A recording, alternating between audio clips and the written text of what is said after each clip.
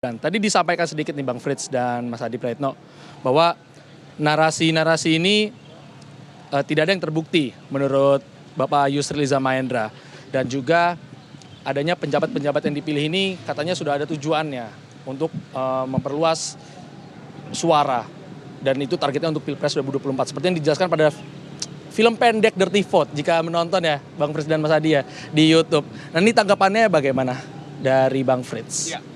Kita kan berbicara soal persidangannya, dan pada saat kita berbicara mengenai persidangan, maka setiap mereka yang mendalilkan mereka harus bisa membuktikan. Dan misalnya terkait tadi misalnya salah satu contoh yang disampaikan oleh Pak Yusril misalnya, kita yang contoh disampaikan oleh Pak Yusril kan adanya dugaan bahwa adanya penyalahgunaan kewenangan karena soal PJ. Dan saya berpendapat bahwa konsekuensi dari PJ itu kan merupakan sesuatu yang sudah dibahas oleh Komisi 2 di DPR pada saat sepakat untuk menetapkan adanya pilkada serentak tanggal 27 November 2024. Ada konsekuensinya, dan konsekuensi itu sudah dibahas oleh partai politik pendukung 1, 2, dan 3. Yang kedua, daerah-daerah yang memiliki PJ, kalau kita lihat realitas lah, kita lihat realitas di lapangan. Apakah seorang incumbent kepala daerah dia pasti akan terpilih untuk menjadi kepala daerah yang berikutnya? Kan tidak. Kita masih melihat bahwa dalam proses pilkada saja, pilkada untuk dirinya sendiri, seorang kepala daerah bukan tentu memiliki jaminan untuk dapat terpilih kembali di pilkada berikutnya. Dan mereka bisa saja gagal misalnya. Dan itu adalah poin di mana bahwa kepala daerah sendiri masih punya persoalan untuk dapat bisa memenangkan dirinya. Dan dalam soal PJ, ada persoalan waktu yang dimiliki, bagaimana cara mengatur soal di PJ tersebut. Dan kita bisa melihat buktinya, daerah-daerah yang banyak PJ-nya misalnya kayak Aceh, Pak Prabowo kalah misalnya. Atau kalau kita mau mengacu kepada daerah-daerah yang tidak banyak PJ-nya, misalnya kayak Bali misalnya. Bali, bupati dan semua itu, dan para bupati dan wali kotanya itu hampir semua itu tetap seperti hasil pilkada, dan Pak Prabowo menang gitu. Apakah itu tidak dianggap sebagai bukti bahwa itu bisa saja kita pakai sebagai bukti terbalik? Itulah kenapa kami mengatakan bahwa dalam proses persidangan, paslon 1 dan 3 tidak mampu menyampaikan bukti yang seharusnya mereka dapat sampaikan. Seandainya pun itu benar ya, itu tidak berhubungan dengan suara. Tapi pun kalau dalam konteks hari ini, tidak ada bukti-bukti yang mengarahkan adanya orang yang memilih karena adanya pengerahan ataupun karena diminta oleh PJ tersebut untuk bisa dia memilih. Berarti tadi dengan istilah salah kamar yang tadi sempat saya obrolkan juga dengan Mas Adi Praetno. Itu kalau dari Bang Frits melihatnya dengan hal yang sama ini, salah kamar ini, betul? Jadi bukan ranah MK sebetulnya? Kan kita harus bisa melihat kenapa sih sebenarnya Bawaslu itu dibentuk.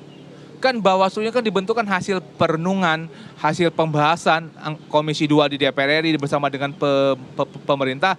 Kita butuh pengawas pemilu yang langsung di lapangan.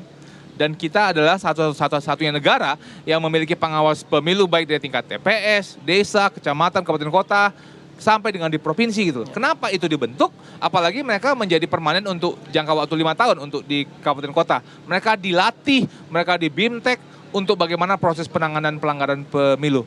Supaya kalau ada dugaan, langsung dilaporkan ke Bawaslu, langsung dapat ditindaklanjuti. Tidak nunggu ke Mahkamah Konstitusi. Kan itu original intent kenapa Bawaslu itu ada gitu. Pertanyaan adalah, pada saat ditemukan ada dugaan-dugaan seperti yang disampaikan oleh Paslon 1 dan Paslon 3, apakah disampaikan ke Bawaslu?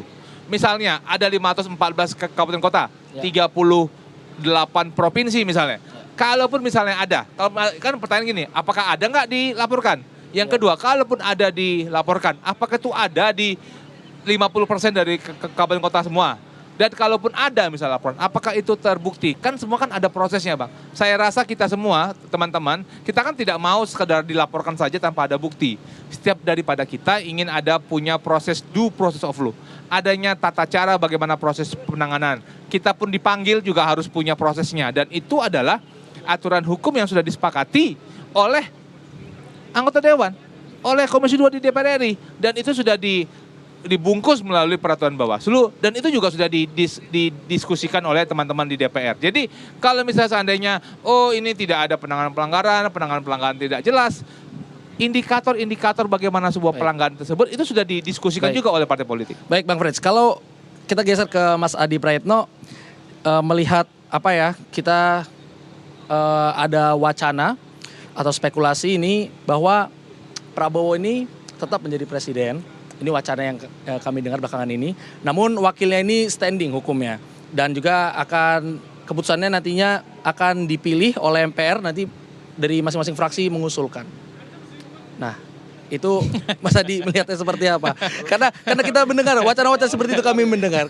Nanti kita ke Bang Frits juga. Ini pertanyaan yang pertama kali kita dengar dalam berbagai diskusi talk show dimanapun. Ini baru pertama kali saya mendengarkan bahwa yang diterima itu hanya presidennya, tapi wakil presidennya nanti akan diumumkan oleh atau diusulkan oleh fraksi-fraksi dan akan dipilih oleh MPR. Saya nggak tahu Mas, saya tidak mau berspekulasi. Ini tentu menurut saya cukup sensitif. Itu artinya putusan MK itu seakan-akan menerima sebagian dan menolak sebagian. Kalau mengacu pada pertanyaan ini, cuman saya tidak mau mendahului kehendak hakim konstitusi yang sebentar lagi akan mengumumkan secara terbuka ya. Tapi kalau ini terjadi tentu akan menjadi satu presiden yang akan diingat oleh publik. Di mana pemilu di 2024 presidennya aja yang diterima tapi wakilnya tidak. saya belum nemu. Belum mendengar ya? Belum mendengar dan belum nemu juga aturan-aturan yang bisa menjelaskan ini semua. Karena biasanya pemilu itu satu paket. Kalau capresnya diakui sebagai pemenang, maka automatically calon wakil presidennya pun juga diakui secara valid sebagai pemenang pemilu. Jadi dalam undang-undang kan disebutkan pasangan itu bukan capres, tapi calon presiden dan wakil presiden.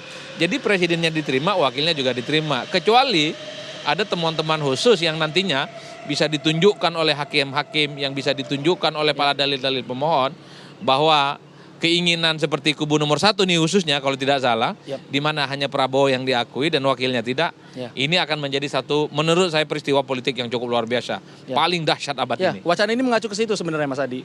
Jadi memang yang dipermasalahkan sebenarnya wakilnya di wacana ini ya, yang memang beredar. Dan kalau dari Bang Frits gimana?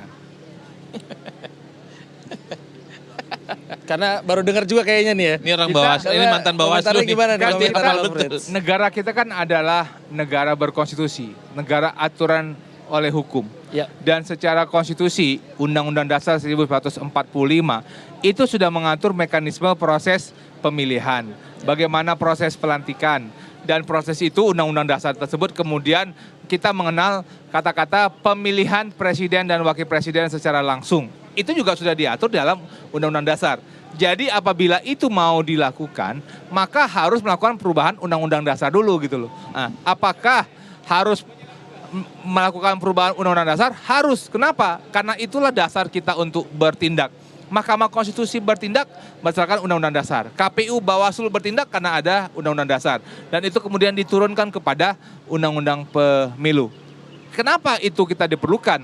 Untuk menjaga keamanan, untuk menjaga ketertiban dan tertib hukum, sehingga siapapun melakukan apa harus sesuai dengan aturan hukum yang ada. Jadi kalau tadi sudah disampaikan isu seperti itu, saya merasa bahwa kita perlu membaca kembali. Sebenarnya kita ini negara hukum atau bukan negara hukum? Baik, itu dia. Baik, setelah kami dengarkan. Santai dulu. Ini wacana ya, Bang Frits dan Mas Adi. Kita tadi ngomong andai. Karena kan juga ini putusan akan belum juga dibacakan. Kan memang itu dalil pemohon kubu 1 juga. Dalil pemohon, betul. Jadi masih ada hubungannya lah ya ini wacana-wacananya. Oke, terima kasih Mas Adi Praetno atas waktunya, telah berdialog bersama kami, meluangkan waktunya di studio mini kita di lapangan Mahkamah Konstitusi. Namun untuk Bang Frits masih di sini dulu dan kita akan kembali lagi setelah pesan berikut ini. Tetap di Breaking News TV One.